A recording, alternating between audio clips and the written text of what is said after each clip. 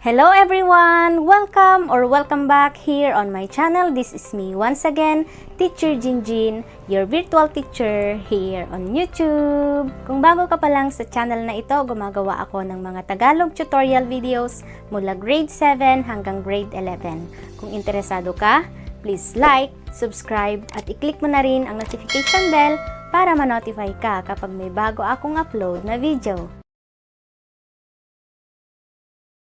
Magandang araw mga minamahal kong grade 7 students.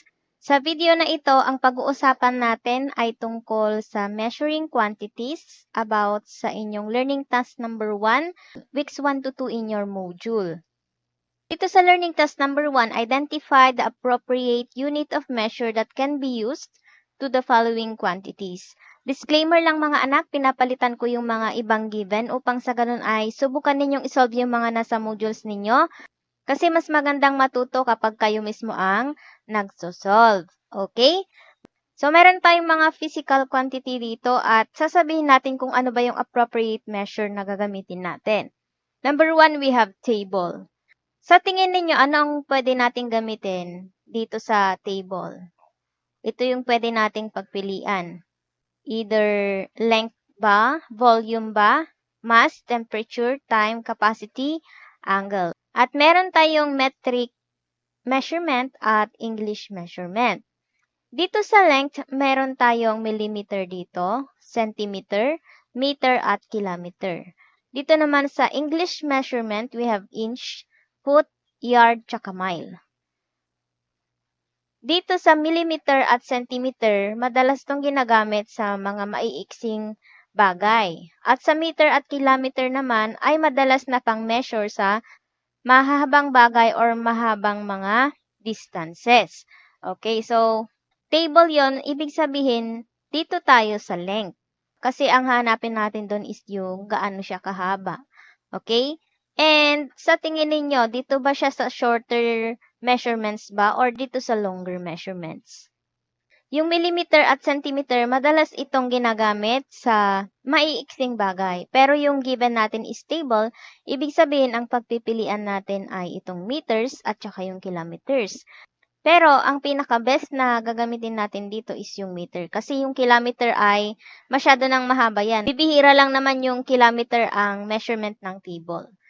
So, ang gagamitin natin ay meter at sa English system naman ang gagamitin natin ay yards. Okay? Dito sa number 1, gagamitin natin yung meter tsaka yard. Number 2, we have napkin. Yung napkin ha dun sa kusina, hindi yung napkin na sinusuot ng mga babae. So, table napkin, kumbaga. So, dito sa table napkin, sa tingin ninyo, pwede ba natin gamitin dito yung length?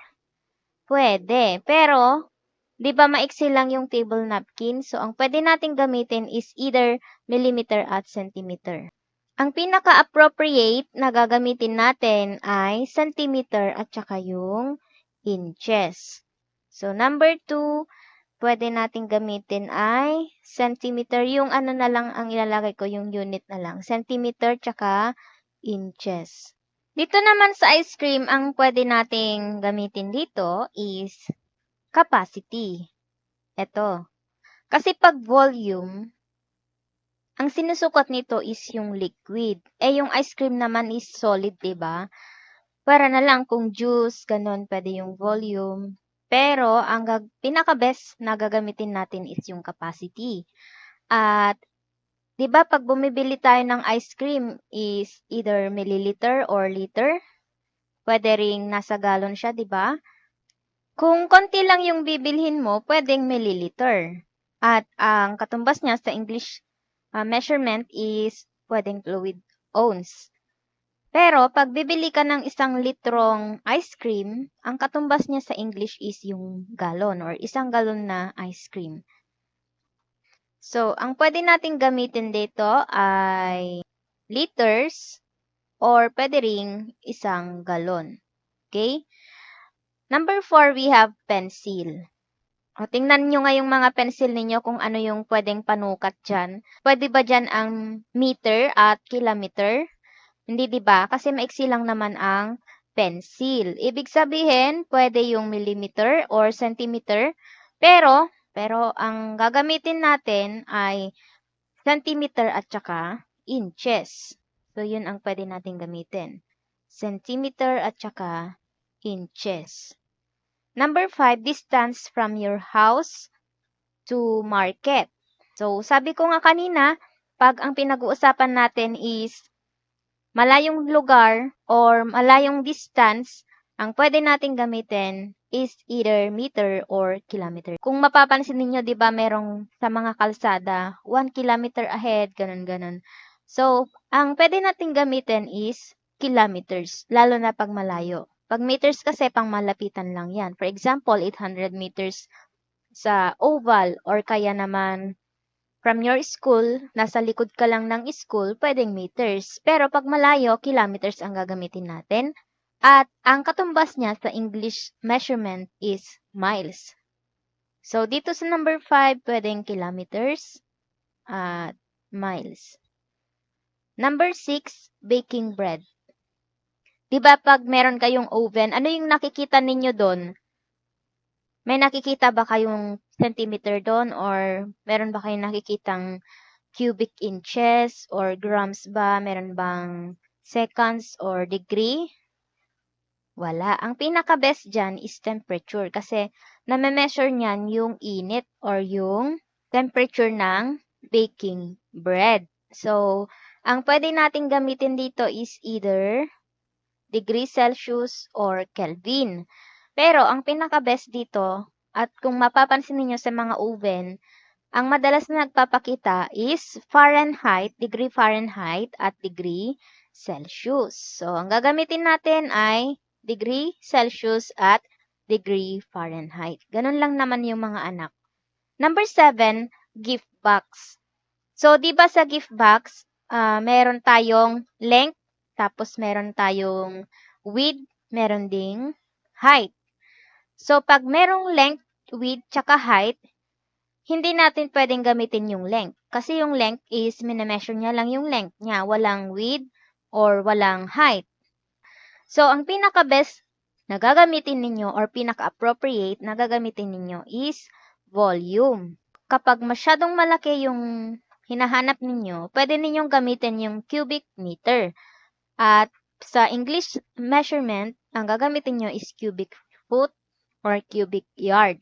Pero kung gift box lang naman, for example is pag sa Christmas, may bibigay kayong mga gift boxes, pwede ninyong gamitin yung cubic centimeter at sa English naman, yung katumbas niya is cubic foot. Okay? Or it's either dito sa tatlo. Pero yung cubic inch kasi masyadong maiksi. So, ang pwede natin gamitin dito is cubic centimeter at cubic foot or cubic feet. Number 8, size of slippers. Tingnan nyo nga yung slippers ninyo kung ano yung pinaka-best na pang-measure dyan sa slippers ninyo. Length tayo, di ba? Kasi mini-measure natin kung gaano kahaba yan. So, pwede natin gamitin yung centimeter. Kasi yung millimeter nga, sabi ko nga kanina, pang maliitan lang yung millimeter. Ang pinaka-appropriate dyan ay inches at saka centimeter. Okay na? Kung gusto ninyong panoorin yung susunod na learning task, i-click nyo na lang dito sa end screen or hanapin nyo na lang sa playlist natin. Kung nakatulong ito sa inyo, please do like this video at mag-comment na rin kayo sa baba. Once again, stay home, stay safe, stay healthy at mag-aral lang mabuti. God bless you all and goodbye!